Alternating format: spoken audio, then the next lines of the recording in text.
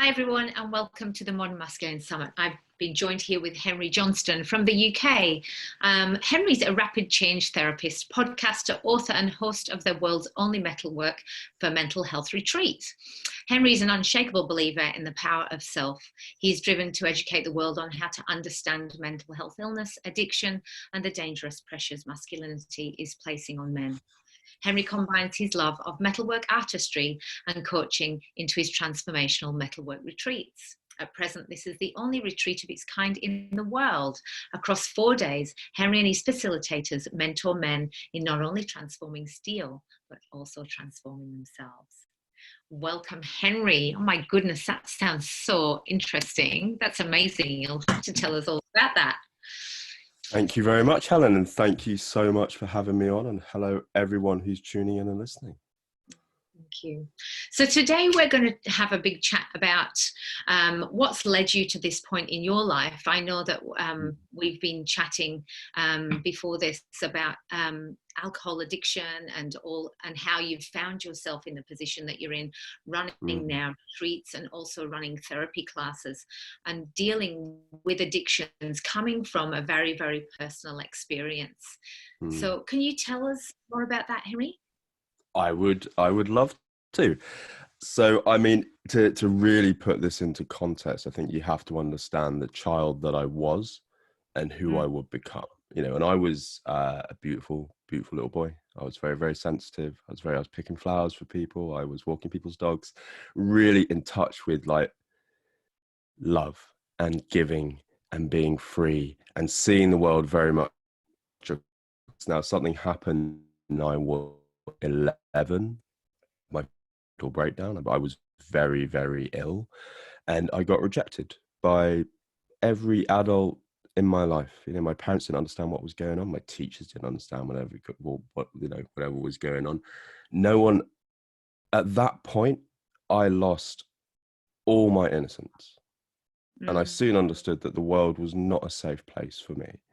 And I had to hide myself. You know, I went from a boy who could very easily say, you know, I'm feeling a bit sad, you know, I'm feeling quite happy, to just nothing. I had to keep myself guarded from, you know, whatever was going on in the world. And I certainly couldn't let anyone in to describe how I was feeling because they were a risk to me. And that led me down a very specific path. So in order for me to feel safe in the world, I had to put up a really strong barrier. So I had to pretend to be someone that I wasn't. Now, as a small child, there's only so much you can do with that. Okay, I could withdraw. I could pretend to be happy. I could pretend to like school, all of this. But the alcoholism, you know, the alcoholism really comes in when I had access to alcohol as a way to reinforce that barrier. So as soon as I hit 13 and I discovered beer, I had a sip of that beer and I felt it. I got, like, as I like to call it, I got the flavor. And I was like, this makes me feel happy. This makes me feel a bit numb. I don't feel guilty about who I have to hide anymore. And I made a really conscious choice when I was 13 to do whatever it took to have that in my life, whatever it took to have booze in my life. And that is the conception of my alcoholism, which was born out of the feeling the need to hide myself and actually reject who I was at a very basic level. You know, all men are the men they are because of the boys they were. And I was rejecting the boy that I was. And it really, from that, it just became stronger and stronger and stronger and stronger. And I did life for about maybe 20 years, and then it all kicked off. Life became far too difficult. I experienced rejection, you know, in the same way that everyone experienced rejection. You know, you go through girlfriends, you lose jobs. I was just losing a lot of girlfriends and losing a lot of jobs because I was putting alcohol ahead, and I would never allow myself to succeed or feel good because feeling good was so intrinsically linked to that little boy that I was. I was deeply uncomfortable with it. So I just drank more and more and more and put drink ahead of everything in my life. And by the age of, I think, 23, I was homeless because I couldn't live at home because I couldn't deal with the love that my family had for me. And also I started to steal. This importance of having booze in my life and me I would do anything for it. So if I lost a job, the alcoholic mind was like, well, what do I do next? I'll just steal the money. And and I made up all these kind of excuses of, oh, it doesn't matter, I'll pay the money back. I'll kind of I'll position this guilt that I feel somehow so it doesn't quite affect me by doing a deal with myself that I'll pay this money back, which I never did. And I stole thousands. I committed huge amounts of fraud to just get a bottle of booze in my hand and have that one moment where I'd feel like my life was okay. So that made sense. Mm, mm. Yeah. And what's interesting when you're talking about it, the way that you're able to explain it now is extraordinary, because you've obviously done so much digging and so much work. But obviously, when you're that little boy, it's not a logical thought like that. You don't know why you're doing it. You taste it and you decide, yep, that gave me a buzz, I'm just going to keep doing it.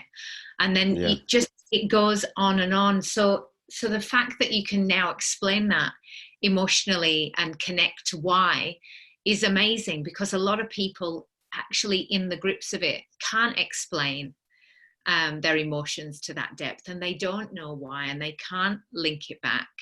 And so it keeps going on until you get to a point where I would say it's kind of like, okay, now you're going to have to go and find out where it comes from. What was that for you?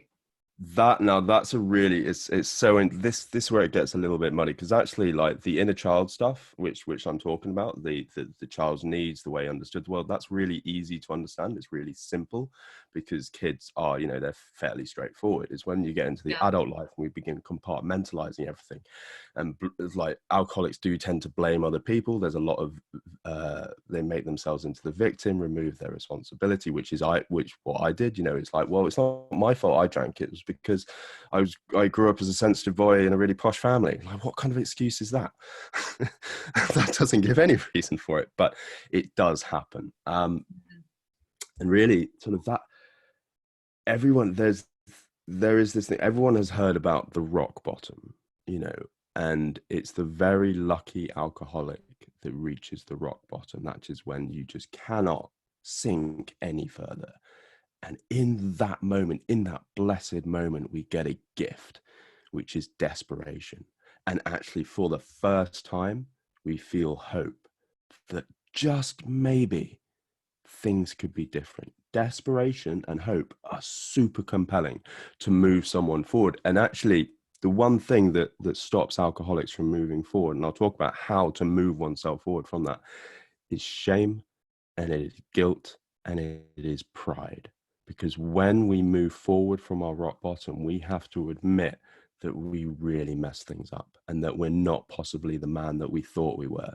That's the pride. And then the shame of all the things that we've destroyed, of all the ways we've acted out of alignment with ourselves, of all the times that we've hung our heads in shame and just taken on the disappointment of others, and the guilt of what we did to other people, the love that we betrayed, all of that, even, in guys with wives and kids, that really strikes really, really hard for them. Those three things are really compelling to pick up another drink.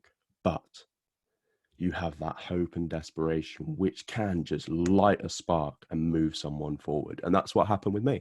I reached my rock bottom, was in a room where I was just pissing and shitting and puking and burning myself with cigarettes and knives, and just all the layers of all that self-hatred of the man that I had become. And I didn't know at that time, but the little boy that was just crying inside me of, who have you become? You have betrayed us. You have betrayed me.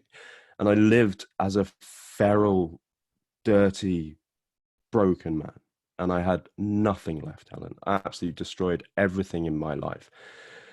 And I was suffering from deep psychological trauma as well. Like, I was hallucinating. I was seeing all kinds of strange and crazy. Crazy is not the right word, but lots of things that weren't really there. The psychosis was deep in me, and I ended up trying to kind of take my life or do myself as much damage as possible by self-harming. And so lucky that the police got involved and I got taken to hospital. So I didn't make that choice. you know, the hope and desperation. I didn't reach that point where I go, God, I need to get out of here. A lot of alcoholics do. I got taken to hospital, and I was kind of forced into that situation where it's like, right, this is where you are. I was then sober for the first time in like 15 years. I had no alcohol and no drugs in my system. And then, you know, when you talk about wake up calls, I had to look at my body, you know, and I couldn't even roll a cigarette because my hands were shaking so much. My whole body was in tremor.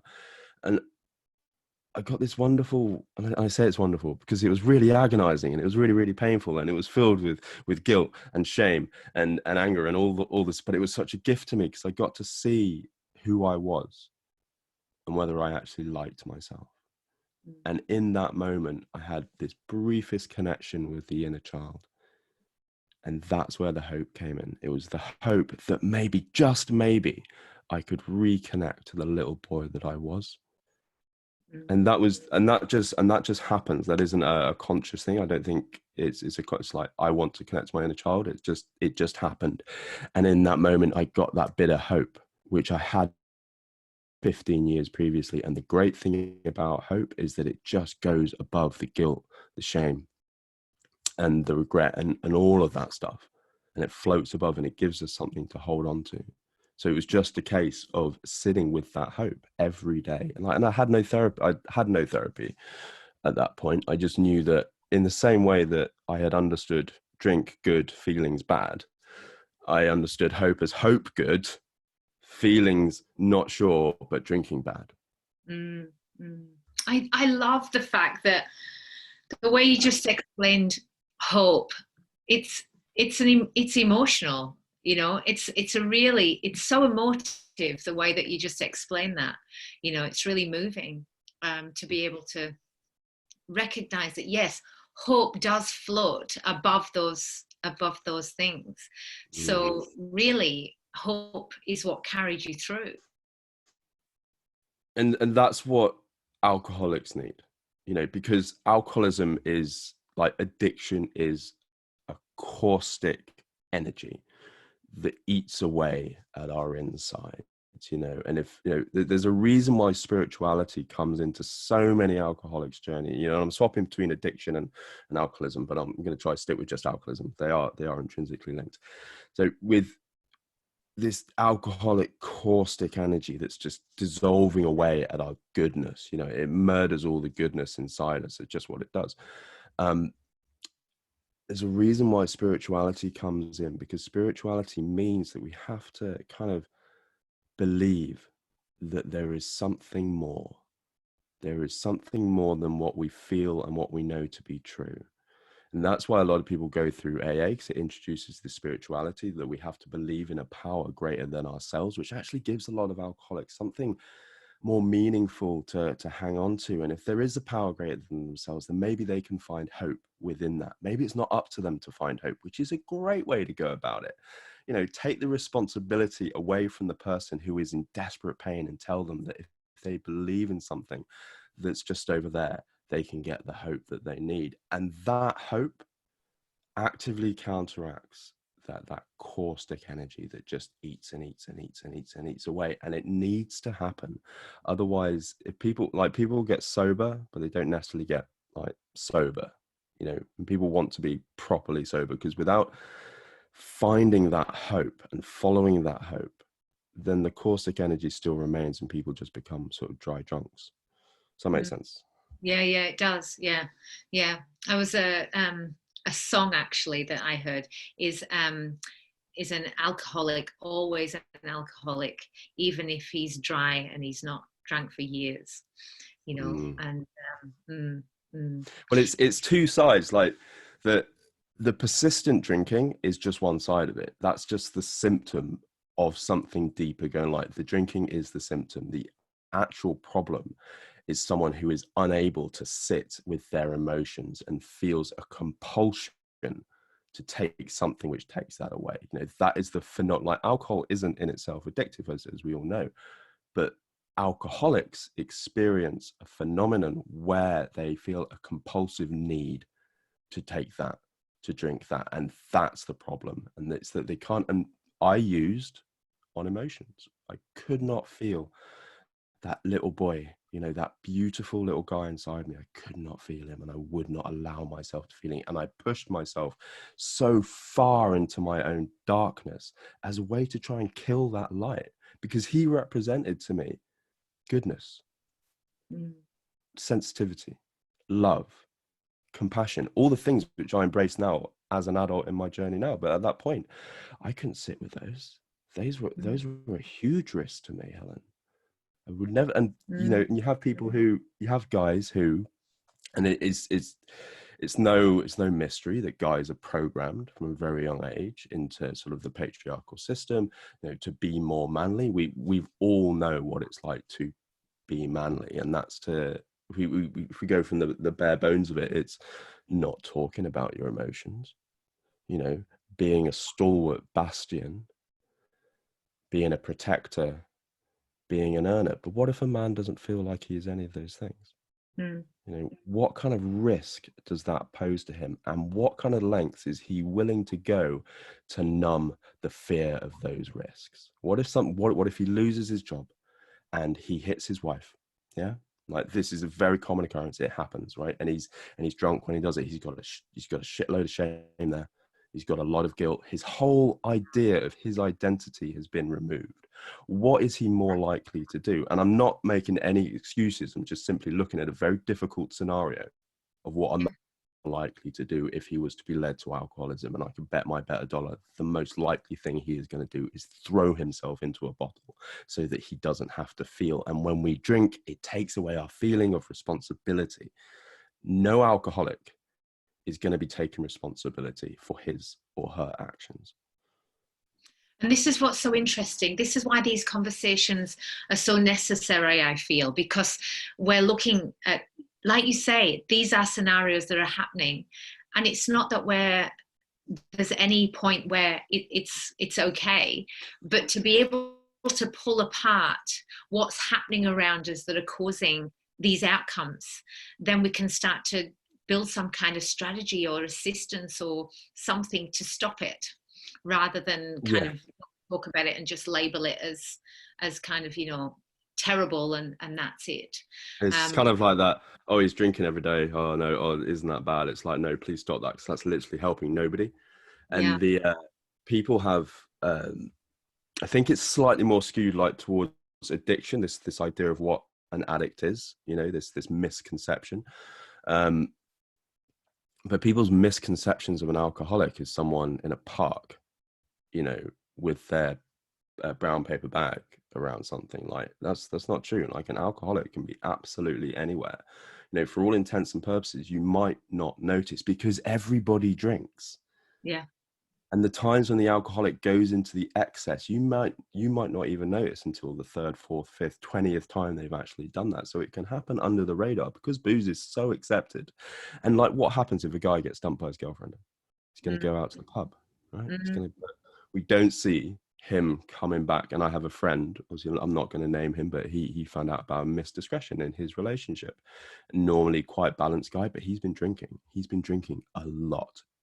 Because, and I'm speaking to him, and it's because when that thought comes up that actually maybe he's going to lose this relationship, and for some reason he understands it as, maybe I'm not the man I thought I was.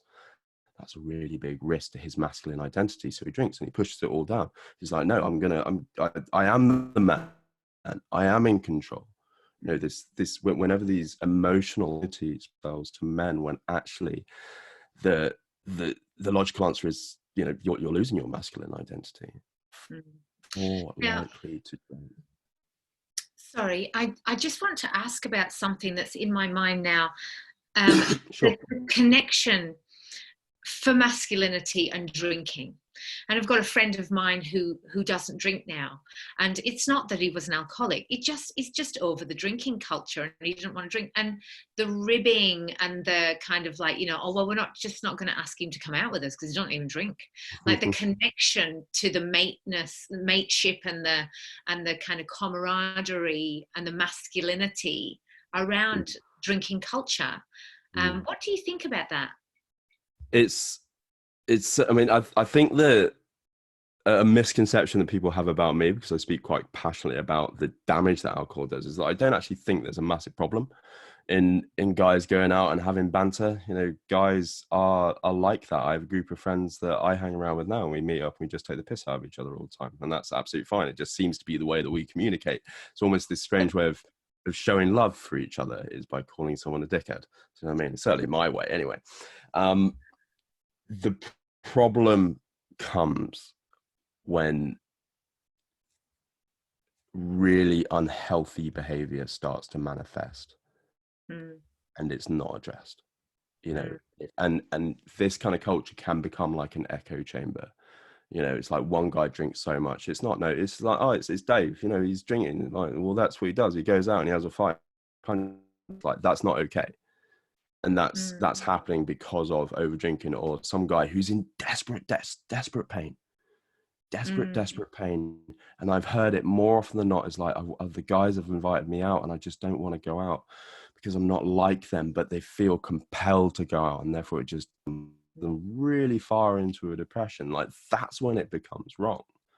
But guys going out and drinking, there's absolutely no problem with that, but it just seems to work with guys. You know, we just something, I mean, I don't drink obviously, but I can still remember that feeling of creating a bond or a brotherhood. And also men, excuse me, are able to be a little bit more vulnerable when they drink. That's what I was But there just about isn't. to ask now. Like, is that because it's kind of like, I think I'm not doing so great, I'll just down a couple of these and then I might be able to talk about it? Is that Yeah. the kind of the doorway a little bit to male bonding? Yeah, absolutely. It's that losing the inhibition and actually feeling a bit of love and connection, and vulnerability does that magnificently. But when we're sober, it's not the most obvious thing to do. It's not like, oh, am I just going to drop my defenses and talk to my mate about how, you know, maybe I was, I really, really love him, you know, or how I was abused as a child. You know, this kind of this thing that we wouldn't normally let anyone know, but after a few beers it seems totally acceptable because we're like feel kind of good about ourselves. It's like, actually, I want to share this. Yeah. And guys aren't particularly great at being vulnerable any other time, so it works really well, you know, to be vulnerable. But, you know, and I can relate to this, having gone out, having had a drink, having then divulged a very, very sensitive bit of information to someone at the time, which I thought was perfect, woken up the next day, Jesus, did I say that? And what that does is that it just meant that for the next time for me to open up, I'd have to drink twice as much, because I'd have to move past that memory. You know, it would actually clam me up more and more and more and more. But, you know, on an overview, drinking and guys isn't going to go anywhere. It is kind of integral to the culture, but the danger comes in when the echo chamber becomes so much that the guys are acting inappropriately, violently, aggressively, sort of filled with rage and all this, and it's going unchecked, and it's simply going as accepted. And then the other side, when the other guys who don't want to be part of that group are feeling pressured because they don't feel that there's anywhere else for them, and if they don't want to go out with the lads, then do they lose face? And so many guys that I speak to feel so deeply depressed because they feel they are being rejected by their, you know, by masculinity as a whole. But what all these miss out, like all these little different subcultures, is that a man ultimately gets to choose who he is. That's the key, isn't it? It's the key to happiness across the board, of not worrying what it looks like, just being intrinsically in tune to yourself and then coming forward with that. But that is so easily said, isn't it? You know, so easily said. And then, I mean, obviously, listening to you, the journey that you've been on, and you've got this incredible emotional maturity and this ability now to be able to stand and look at all of the subcultures and the drinking culture, the way that you have participated in that, what it did for you in your life, etc. So tell me a little bit about how you got to here from where you were, you know. Well, I was gonna say, like, it is easy to say, and actually recovery is pretty easy, because it's, you know, okay, I'm not going to drink, so what do I do to help me not drink? It's easy. It's just it's a conscious decision. The really tough thing is learning that life isn't fair. Life's really difficult, and we don't get to numb ourselves from it anymore. Like, that is the hardest thing in all of giving up any kind of addiction. It's like, wow, life is really unfair. In a nutshell, that's clever, Henry. Just in a nutshell, actually, it's just it is, you know, after it's kind of not work sometimes. and it, you know, and it just is. I was talking to someone on, you know, recently, and, you know, saying, oh, I'm finding it really tough. And it's like, no, like, that's not, you're not finding giving up drinking tough. You just discovered that life's really unfair and you want to go back to drinking. So then it's that responsibility as Kate. So if I've made the decision to give up drinking, then what is my responsibility? And men love a bit of responsibility. My God, you want to make a guy fire up, have him take some responsibility and make a little bit of a sacrifice. That tunes into a really healthy, heroic kind of representation of what a man is. Anyway, I can talk about the hero for a while, but what I did was I spent some time in hospital getting clean, because, you know, I had psychological difficulties as well. Sorry, my little dog's just come in and say, hello, this is not the right time for you. Real life summits. So yeah, sorry, his cuteness has distracted me. So I got clean in hospital, and then I made the decision. You know, I said to them, like, if you let me out now, it was a month. I was like, if you let me out now, I am going to drink again. I don't want to drink again, but I have no idea what to do. So I told this to my social worker, and he said, okay, so there's a choice to go to rehab. And I said, yes, like, whatever it takes, go to rehab. I was still pretty out of it, and I didn't know in the background, my brother is both my brothers are education lawyers and solicitors, but they're used to doing tribunals. So I'm very lucky, you know, that they chose to represent me. You know, if other people are in the same situation, your social worker or your GP, whoever it is, will represent you and be able to get you a place in rehab. And I got 3 months to begin with, and then 3 months, I felt like I'd been given a little bit of my life back. And I was experiencing life without booze in such a way I could feel my emotions again. I could tell the difference between what felt good and what I was feeling guilty about, what I was feeling ashamed of, what I didn't want to say and why I didn't want to say it. And just having that little bit of emotional awareness and just getting those little glimpses of that little boy, the little boy who come up and, like, I'd be more inclined to draw a picture or look at the sun or marvel at a daisy, which sounds stupid, but when you've been living in a room in your own piss and shit for sort of 5 years, looking at a daisy and a dandelion can be a pretty mind-blowing experience. So there's always that to look forward to. And I chose I made a very conscious decision. Again, I was like, I took responsibility, and I thought, okay, that, you know, at this time, I can't make the guilt and the shame and the anger and the inner hatred go away, but I can choose to continue the journey, because I know, and I still felt that 3 months, I still felt this, I still feel that, like, it's okay for me to go to a newsagent's and buy a bottle of vodka. That was still, so I kept that, you know, it was like I took responsibility for my own urges, and I was very, very honest about that.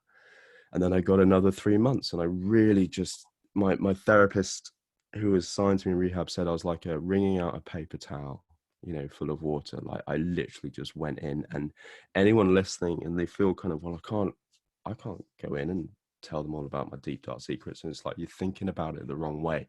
You don't have to do that immediately. That will come. All you have to do is make a commitment that you're going to put down the drink, and you're going to find something else that works for you. And it just so happens that AA exists, and I got clean through AA.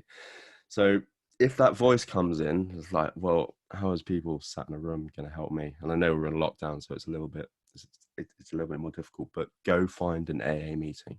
It will work. You will be able to stop drinking. And when you are ready, I would recommend finding a therapist who can take you back to your inner child and help you heal all those wounds which you just curtained over with booze, that you thought didn't matter, that weren't important, because they are, because you are important. And at the end of the day, it's your sacred soul that is at risk here, and you deserve to have the absolute very best in life.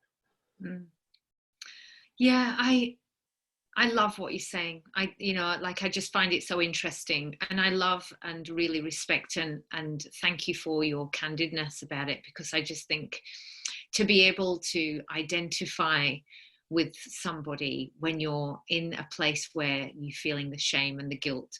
I really do thank you for that.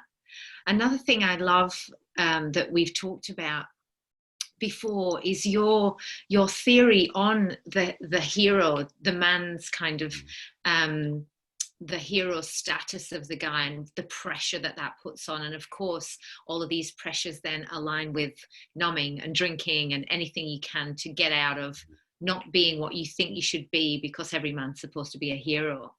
Can you? Yeah, I can. So it's the hero, like every man, I'm pretty sure like has an idea of what the hero is. I mean, look at every single film that's ever existed. What is the protagonist who's a man? What's going to happen to him? You know, he's going to get hit down. He's going to stand up. He's going to get a bit damaged. You know, he may well have a drink in a bar because, you know, that's what men do. And then they go, oh my God, everything's broken. And then he'll rise up and he is tremendous and amazing and the hero because he is respected, adored and celebrated. So all men want to be respected, adored and celebrated.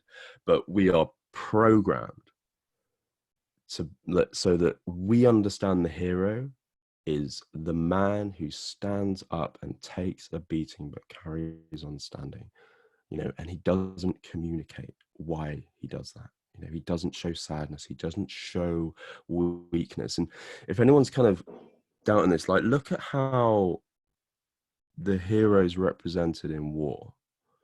You know, where is the one place where guys are more likely to be accepted if they cry?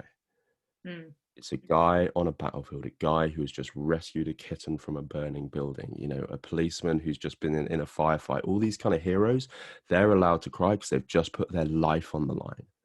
This is the bargain that is being sold to men across the world. It's like, yeah, sure, like you can have your emotions, but you have to put your life on the line first. Then you have the right to express your fragility and your vulnerability as a man. That is the hero. You know, he has to make the biggest sacrifice, and then the payback is that he gets adored, respected, and celebrated. But the way that we can access the hero, I've just got to mention, as you're saying that, I've got these pictures in my mind of like the fireman covered in dirt, you know, with the tears, and the person feeding the koala, and, you know, the guy who's walking out with somebody in his shoulder. Like I know those images that you're talking about. yeah, And they're ingrained. And as a woman, of course, I don't feel the pressure of those. But I suppose I'm then kind of being told that that's what I'm looking for. And that's what's so interesting, because we don't know that we're being programmed, do we? Yeah. Like the guy said, oh, you know, women won't like me, I'm a nice guy. You know, he's literally saying, I'm not that guy in your head of what a strong, good, beautiful man is.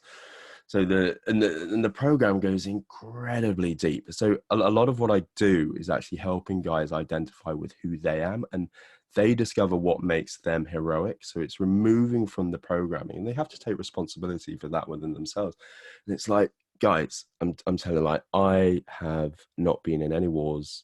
I have not rescued any kittens. I haven't kissed any koalas. You know, I do not fit into that, but yet I do see myself as a good, beautiful man who is adored, celebrated, and respected. And that I simply got that because I made the choice to take a different path. I took responsibility. I was like, I'm going to take responsibility for getting sober, whatever that takes. I'm going to follow that hope.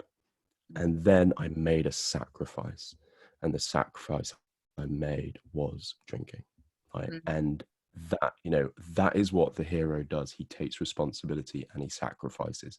This is how you listening can begin to rebuild like your masculine identity, and to situate yourself in a world and think, actually, you know what, I did this. You know, this speaks to my qualities of a man. You know, and that's just the start. If I had my own way, we'd remove masculinity completely and just allow humans to be humans. But that we're way that's way off in the future. So it's like, what can we do right now? We're talking to men about being alcoholics.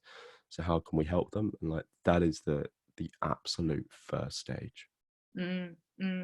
So tell me about the rapid transformation therapy, because that changed your life, didn't it? Yeah, huge.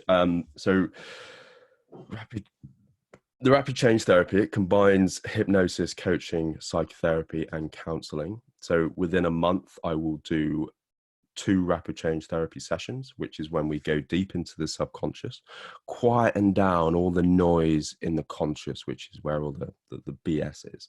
So someone comes to me going, Henry, I want to feel more confident in my masculinity. It's like, great, okay, you have an intention there. What's stopping you right now is trying to pin that down in your conscious.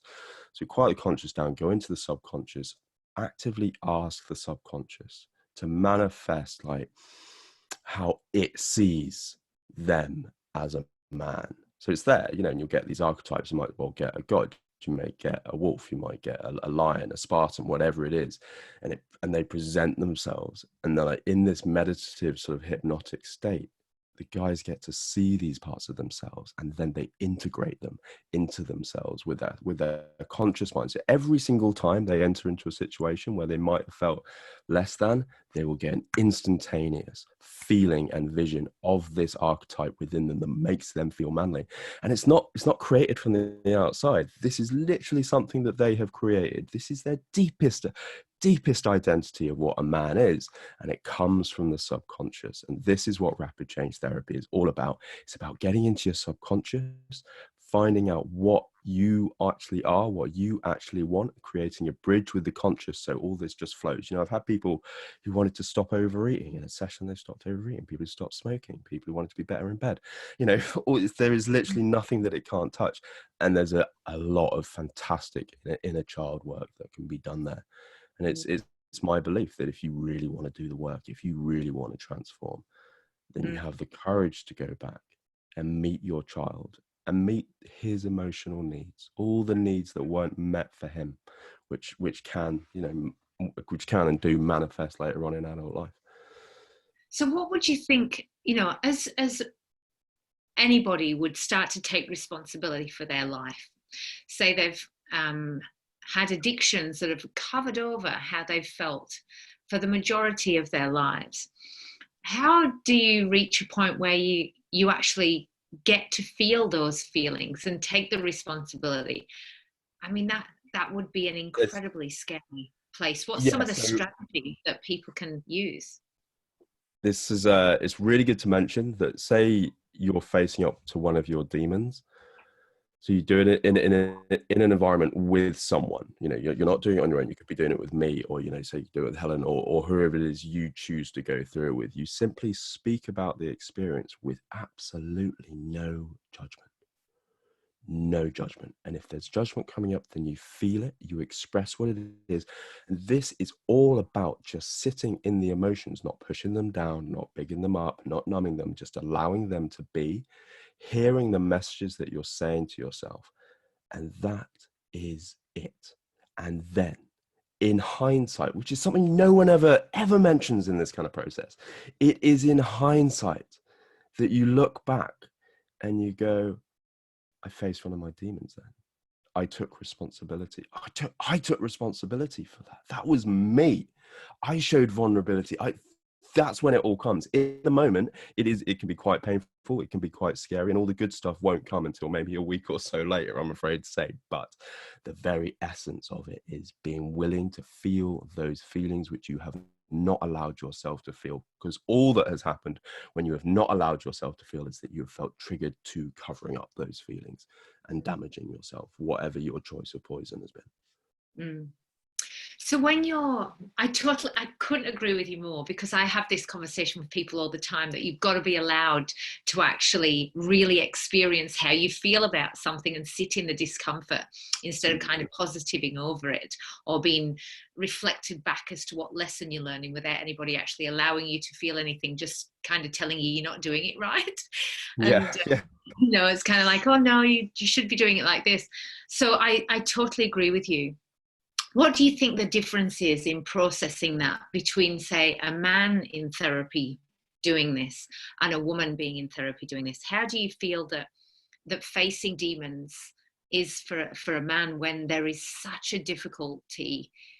A lot of guys that I talk to and have coached in the past have said they don't even know how to explain an emotion or what even that emotion is. They just know that they're losing control of this, this, or this, and often haven't even learnt any of the dialogue or any of the actual basis to feeling. Yeah.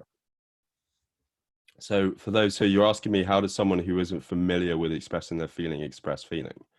So feeling comes, like, feeling is expressed. It's not naturally expressed through words. So it can be quite challenging to wrap words around things that aren't, you know, you can only approximate feelings really. But a really good way to access your emotions is music. Now, I bet my bottom dollar anyone who comes to see me has some music which really expresses how they feel.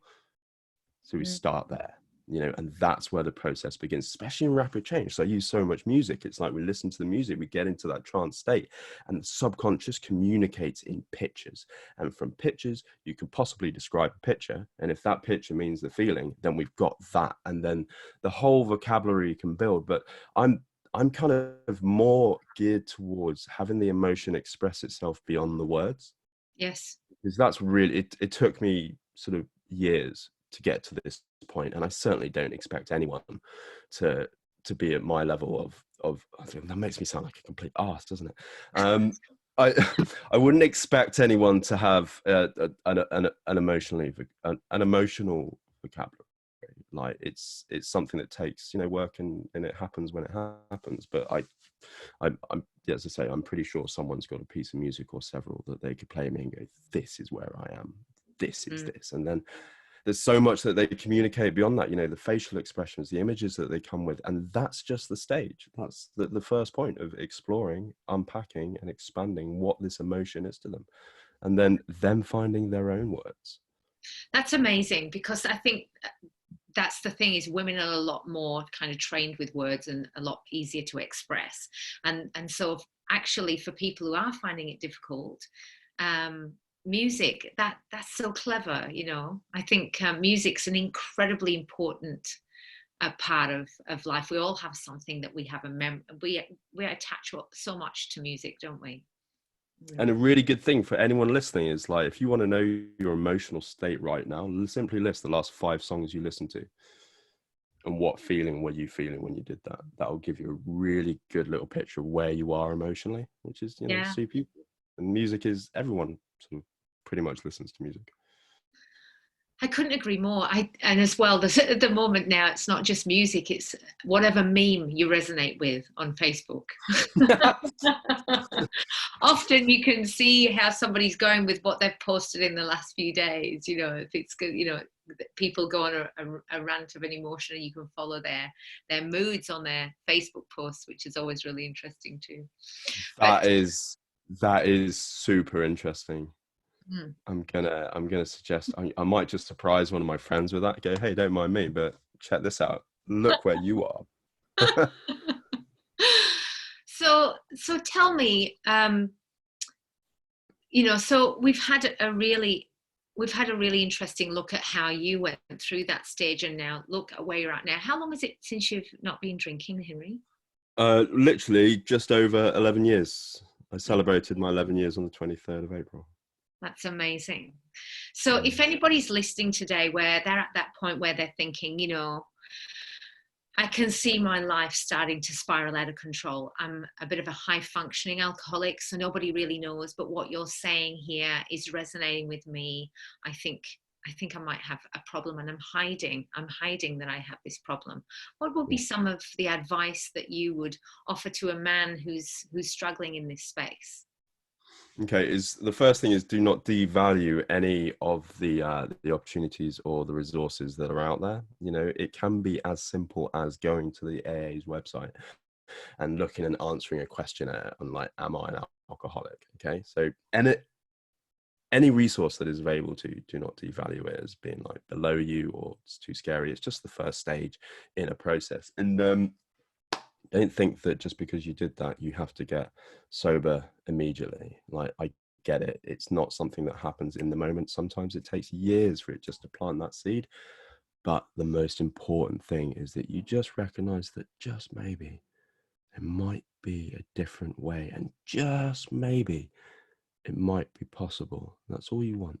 So, and if you are ready to take that dive, then just reach out to me and let's just have a chat. You know, I am a friend first and a therapist second. You know, if people want to reach out and talk to me some more, then absolutely do. I know where they're coming from. I lived that life for a very long time and it was very damaging.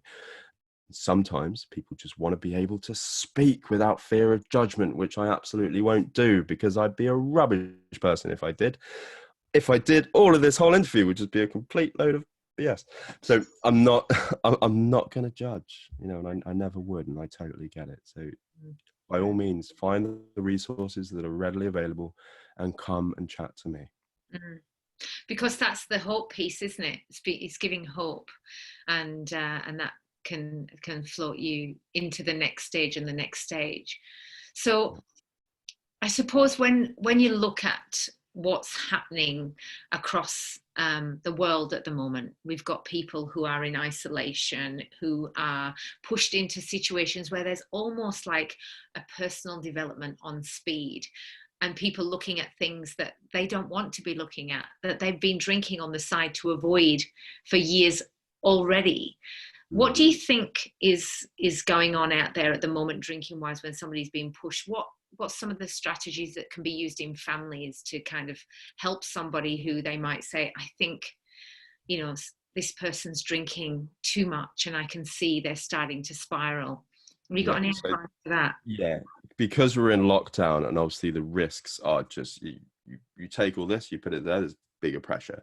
So absolutely is get this person to talk to someone. Like you've got to skip over all the other steps, either get them to speak to a counselor or an AA representative, someone like myself, you know, because we have to speak to them, because in lockdown, a lot of things can go wrong. Ideally, the way it would work is they would come, they would speak, they would get some strategies in place, which really depends on who they are and how they work. But absolutely first, like, get all the booze out of the house if you can. But again, that's like, if they're drinking heavily, then they can't just stop drinking because they'll have a heart attack. So certain amount of rationing has to happen. But without giving out those, that normal strategies would be go to an AA meeting, you know, go find a meeting. But I would recommend in this experience right now, absolutely get them on the phone with somebody. Like that would be my absolute first port of call, and be that me, or I can refer you out to someone else, or there may well be, you know, something on a website or whatever. There will be a list of resources, but they need to get on the phone to someone to find out who they are, how much they're drinking, what the dangers are, because there isn't that opportunity to go out for a walk, you know, and distract ourselves. All distraction has to happen within the house, which is great because it creates a smaller space to change. It's also really bad because it removes everything else out of the situation. So it's kind of like, it's a bit of a crisis before it becomes a crisis. Not to scare anyone or anything, but we're dealing with, you know, scary stuff. And that's the thing, isn't it? It's almost to be kind of ready for the trip, so that it's not romanticized. So it's kind of like, you know, this is going to be tough. And like you said, it's not going to be fair. It's going to be really kind of, you know. So what about the families? What would you say to the families of people who are surrounding somebody, and they love them and they want to be able to help? What would you suggest for them? Okay, so it's going to come maybe a little bit tough to hear, but talk to them when they're sobering up, you know, because the drunk will tell you all kinds of stuff which you've heard a million times before, you know, and they will just want to get drunk. So maybe you can talk to them when they've sobered up and be like, you know, this is really bad, much rather that you didn't get drunk in front of the kids, where they're like, can we at least section off some time when you can do that? Can you agree to getting rid of this amount of booze in the house? Really, I mean, it's so important when there are kids around not to expose them to the chaos of the drinking. So if you can, you know, don't have, I'm talking to it, say if there's a mother and a father and the father's drinking, like, try your best not to let your frustration come out for the situation, because that will just implode the whole household and spread out. So you want to find them when they've sobered up, when you can create some kind of plan. If there's like, because saying you're not going to drink, that's not going to work. it's just not going to work. It's time for you to get really real. It's not going to work. So you schedule out times when perhaps it's going to be okay. Just keep the damage down to a minimum until you can talk to a professional who can work out more of a strategy to help you in lockdown. But really, like, it is an incredibly difficult situation, but the only way you're going to be able to communicate with someone who is drinking is to get them when they're sober and when they might be a little bit reflective and when they can sort of hold on to that wanting to do good. And also, if you can lessen the amount of booze in the house, that's better, but it won't necessarily stop someone from drinking, because generally if someone wants to drink, they will just go out and drink, and hell, high water, lockdown or quarantine isn't going to stop them. So I hope that's some good advice there. Like, I'm being honest to God, I'm being very gonna tell you that you need to sit in a circle and do mindfulness exercises, because perhaps I don't think that's going to work. That's entirely appropriate for another kind of situation, say just a normal stress situation. But with alcoholism, like, the stakes are raised and everything is in its extreme. Yeah, I agree that I love mindfulness, and I love meditation, and I have my own practice, and I've got to that through my own stresses and difficulties that I've found. Yeah. But I know that whenever I've had my hardest times, where you really are in that place where you blocked in your own demons, meditation doesn't necessarily work in that place. Meditation's very good for kind of maintaining and holding a calmness during stressful times, but not in the middle of a crisis. Yeah. I think it can be unrealistic for people who aren't used to meditating to tell them to meditate when they're only just starting to even recognize emotions, because Got another thing is that if someone is looking after an alcoholic, then you also have the absolute right to reach out to someone who is not going to be judgmental, because you need the space just to rant, just to get out, because you're experiencing a life which is unfair too. You have just as much need to reach out and connect with someone than the alcoholic does. Yeah, absolutely. So we're going to have to close soon. I've just really enjoyed the conversation so much. It was really incredible to get not just your story, but your incredible knowledge that's come out of that, and to see that actually playing out in the world that you've built yourself now. So do you find that people in your circle reach out to you? Yeah. Yeah. Quite, it's quite often. But I offer unconditional compassion and love, not just for myself but for other people, and I find that's quite magnetic. And that's what comes out of difficulty, isn't it? It once you've been in difficulty, then actually the gift of that is love and understanding and non-judgment. And yeah, absolutely. So because of the acceptance of yourself, you don't have to project that onto anybody else. So there's no misalignment, and good things attract good things, and if someone's feeling a little bit like they're struggling a bit, then they in the rooms of AA, it's called, you want what someone else has. That's why they choose to be sponsored by someone. I want the sobriety that you have, and that's simply, the energy that I give out. So if on closing, what would be a little nugget of advice that you would leave people with, that might be something that you've really learned, or what you've ended up holding at the end of your, well, so far in your journey? No pressure. What is the one piece of advice I can sum up? It doesn't have to sum up. It could just be one piece of advice. I would imagine it's impossible to sum it up. Do you know what it is? It's educate, and I haven't spoken about anger really in this, but educate yourself around anger as a man. Anger and aggression are perfectly healthy. They are, aggression is passion. Anger is self-protection. Just be wary of when they become rage and violence. But you as a man, if you feel angry or if you feel aggressive, and celebrate that. That is absolutely healthy, and you'll do yourself a lot of good by accepting that you have every right to feel these two things. Yeah. And it's by actually feeling it and allowing it that it stops it from building and becoming something that's a rage, that's uncontrollable, which is where the difficulty is. I think all emotions become a problem when we don't have them. When we Oh God, yeah. There are the little signposts to what we should be doing that, if we ignore, just become colossal rumbling volcanoes that'll explode and destroy us from the inside out. Mm, mm. Not to Thank you. sound so dramatic or anything, but it's It can be dramatic though, right? That's the thing. It is dramatic if it's not expressed, and this is where all of these problems that we're discussing in this summit, from people not being allowed to feel, and that coming from feeling that they're not allowed to actually express and have emotion, and so, and we're looking at all of the fallout from that. Yeah. Well, thank you for doing such important work, Helen. Oh, pleasure. I'm just providing a place for all you fabulous people. So I would love to have you join us in our talk this afternoon. We're doing a question and answer on a panel this afternoon where people can call in, can type in the question and answer box questions, and then we will look at those questions and you can answer any questions that they have about alcoholism, etc. And so if they want to come on, Sure. 5 o'clock Australian Eastern Time, which would be 8 o'clock in the morning in the UK.